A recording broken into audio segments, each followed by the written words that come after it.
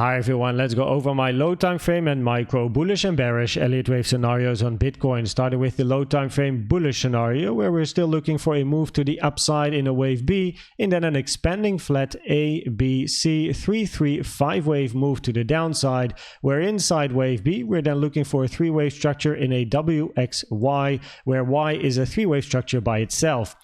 The most common target for wave Y is between the yellow fibs over here, between the 1 and the 1.236, taken with the trend-based fib extension from the low to the high of W to the low of X. And the most common target for wave B is between the 1.236 and the 1.38, taken from the high to the low of wave A. You can see that these levels are very much at the same price, which is between 31.9k and 32.4k, in confluence with the 2022 range highs, for there may be a liquidity grab and then a sharp move to the downside, as that is what a wave C is. It is an impulsive move to the downside. What is important though is that price is going to move to the upside in a 3-wave structure, because the moment you see a straight line to the upside and volume increasing, it is much more likely that the corrective structure is finished and we're going to look for higher prices. So the moment we're seeing a 3-wave structure to the upside, this scenario has a high probability, but if we see a continuation and a straight line without any nice clear 3-wave pattern, then it is more likely we're going to see continuation, and this therefore becomes then invalid. If we do look towards the downside for support areas for potential this wave C, there's a couple I like to give to you. The first one is between 28.8k and 29.1k, the second between 27.8k and 28.2k, and then finally over here between 26.2k and 26.5k. If we go to the bearish scenario, we expect continuation to the downside and not first 32k. So in this scenario, we're looking for a WXY and a 3-wave W, 3-wave X, and then a 3-wave Y. In my previous video, I had a regular flat in an A, B, C on the chart, but looking at the targets of a regular flat as well as a potential impulsive move to the downside, it doesn't really make sense. And for more explanation, please check out my previous video, which is now the reason why I put this one on my chart. Now, this is also a scenario we had in previous video where the most common target for wave Y, taken from the high to the low of W to the high of X, and then wave Y has to be a 3-wave structure, with the first structure over here being a regular flat in an ABC, now working on the second structure, a bit of a range throughout the weekend, and then looking for another move to the downside. A resistance, which for me is very important, also it's a big important between the bullish scenario and this more bearish scenario, is this level over here, which is sitting between 30.5k and 30.7k. So this resistance box over here is very important for both the bullish and the bearish low time frame scenario. And in this scenario, this wave Y is in a very nice confluence with the target box around 29k for then potentially a long scenario over here. And of course, that depends on how price comes down, first of all, but also how price is gonna react. Like personally, I am a reactive trader. I don't YOLO, FOMO, I don't catch knives. I don't like to do that when price is coming to the downside. I first want to see a reaction over here, and then based on the reaction, I will either enter or not enter a trade. Of course, you have your own plan and your own strategy, but that is something that I do personally, which I've learned over the years, because catching knives has cost me a lot of money.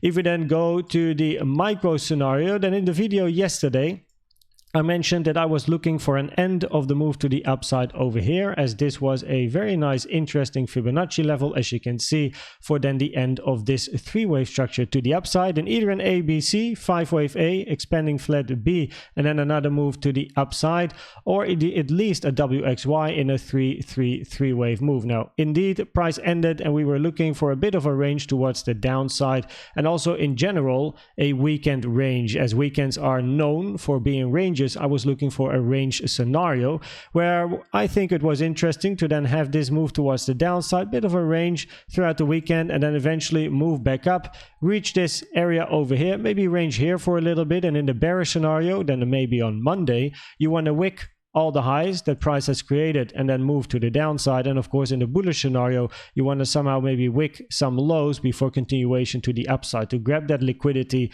and then go either way. Of course, the more bearish scenario is going to be moving towards the downside in a straight line, but usually again the weekends tend to be ranges and not impulsive structure. So I personally be looking for price to hang around this area over here. And talking about potential ranging scenarios and also support, then this was something that I spoke about actually in the live stream yesterday for the gold members, where I said, well, the only bit of support really which is looking good is the value area low with that golden pocket, which is this area over here, for then a very nice bit of a move towards the upside, where if price comes down, I don't necessarily expect it to hold again. We do have some levels below where price is now that I like to give you. First of all, we have a daily at 29.9k. We have a naked point of control at 30.125, and we have a time naked point of control at 30.075. So those are some levels to keep in mind in case price is going to drop towards the downside. If we now look at the CVD divergences, we do have some bullish CVD divergences going on, but we have to keep in mind it's the second CVD, as I like to call it. So yesterday, between this low and the higher low, we had a bullish CVD where the target was this high and it has played out. Now price is coming down again and it creates again a divergence with that same low. So this low is now having a second CVD divergence, which is something that I don't prefer. Can it play out? Absolutely. You know, it depends on your strategy, your plan, your experience with your CVD strategy. But I prefer to trade or potentially look for first CVDs and not necessarily the second one.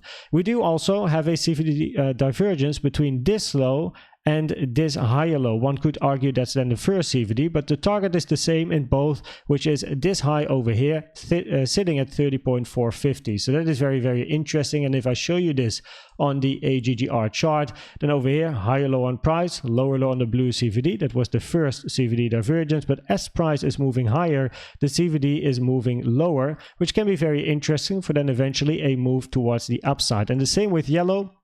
If price is going to maybe move to the downside a little bit more, then we could get a higher low on the yellow or on price and then a lower low on the yellow line. So that's then also a more local bullish CVD divergence, which can be very, very interesting.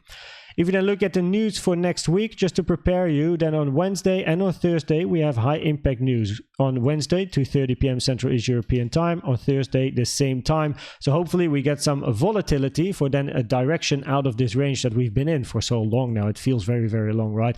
And then the probabilities on the low time frame, for me, this target box is going to decide it. Either go above the target box for the bullish scenario, and then we have to keep an eye on how quick it goes and the volume.